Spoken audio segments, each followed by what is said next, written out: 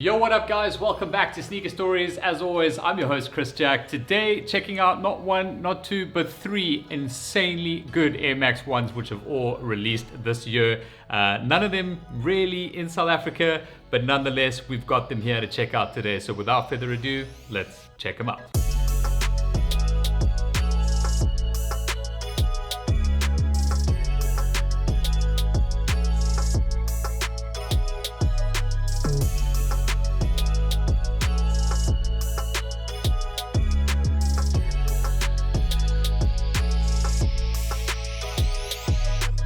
Alright, so first things first, just a huge shout out to Muzaffar up in Johannesburg. Shout out to Yusuf as well there, who I know is probably going to be watching this with him. Three insanely good pairs, none of which I've been able to get myself, but all three pairs sent down to me from him. So a huge shout out for that, for allowing us to check these out here on Sneaker Stories. It was also the most requested pair to check out, at least the Denham Air Max 1s and some of these city packs that we've got here as well. So with this short review, going to be checking all three pairs out, just showing you the differences, some close-ups and details of these pairs. Unfortunately, they're all much smaller than my true to size, so I can't do any on foot for you because I literally can't fit in there. But nonetheless, thought it'd be cool to check it out. So I'm going to start with my absolute favorite pair. Full disclosure, the minute I saw these in hand, I got onto StockX and bought a pair immediately. They are that good. I didn't even have to think twice about this particular pair. Denham Jean Company was founded in 2008 by an English jean maker called Jason Denham. It's an Amsterdam-based brand, basically focused around Japanese denim products. Just follow suits from insane Amsterdam-based brand collaborations with Nike on the Air Max 1. You can think back to the Paras, the Patas, all of that. Just anything that comes out of Amsterdam that's on an Air Max 1 is just absolutely fire, in my opinion. But the Denham Air Max 1s are no different to that.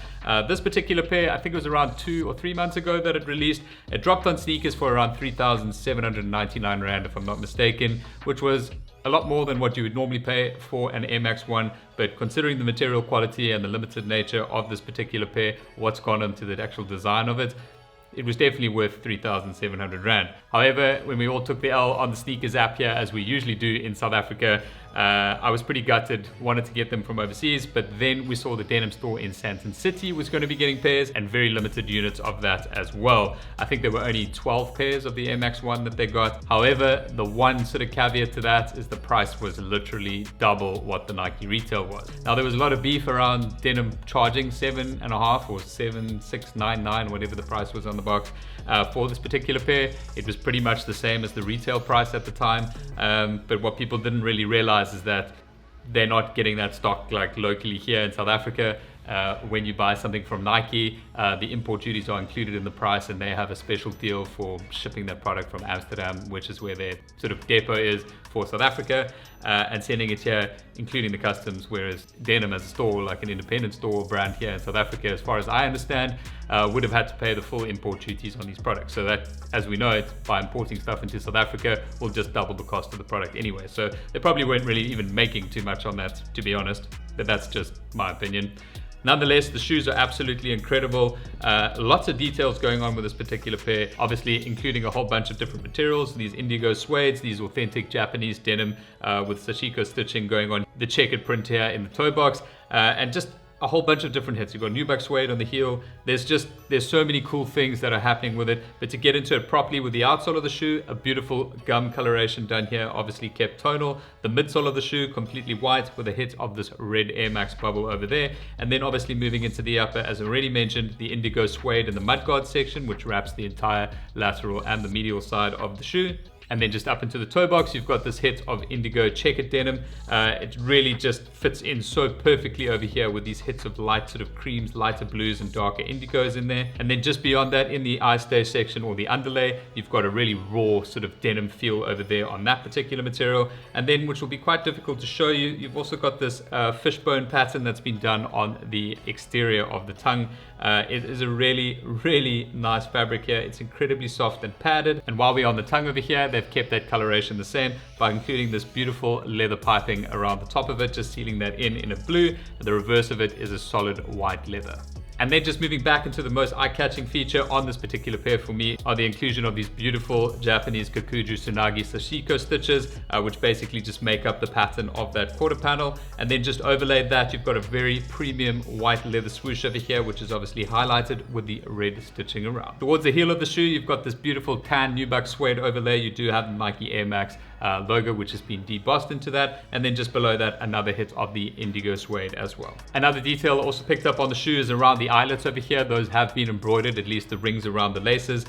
One set of sort of flat waxy white laces are provided with the shoe, and then you've also got these beautiful aglets on the end of here, which are actually wooden aglets. This is like one of the craziest details that I've seen. It's literally a wooden finish on it, and it's almost got the Nike swoosh, which has been burnt or laser etched into that. And then just above that at the top of the eyelets, you've got these two individual eyelets here. This is a bit of a different change for Air Max 1s. Generally, you'll see on the City pair, it's always sort of one insert with two holes in it.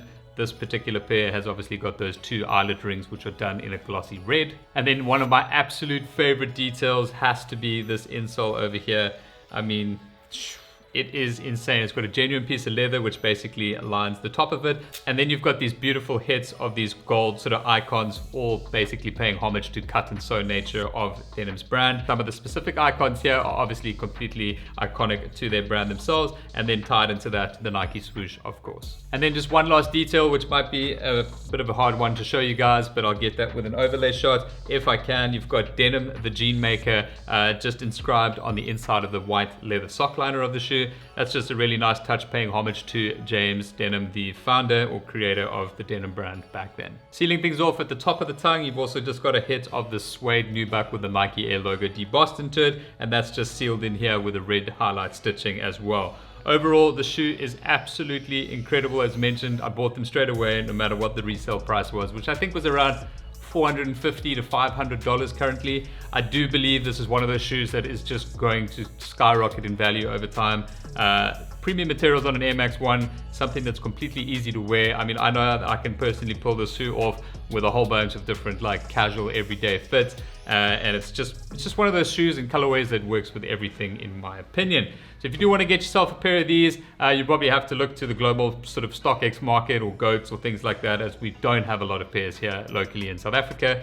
Now, obviously, that is not all that we're going to be looking at today. These two pairs over here, the London and the Amsterdam pair, were part of the City Pack, which released as a European exclusive back in March this year. Both of these pairs are absolutely insane from a material makeup point of view, storytelling as well. I'm going to start off with the London pair because it's very difficult to tell which is actually my favorite of these two, but this one from a colorway perspective is just something that I know that I need in my collection personally. The City Pack, basically inspired by these two cities, London and Amsterdam, have a whole bunch of different details on the pairs. I'm going to start here with the outsole. Obviously, it's dirty because I'm too lazy to clean them, and they have been worn already, so bear with me on that, but that's just a standard flat gray. Moving into the midsole, that's white. You have a hit of Valerian blue here in the bubble over there, and then moving into the upper, this is where things are really exciting with the pair.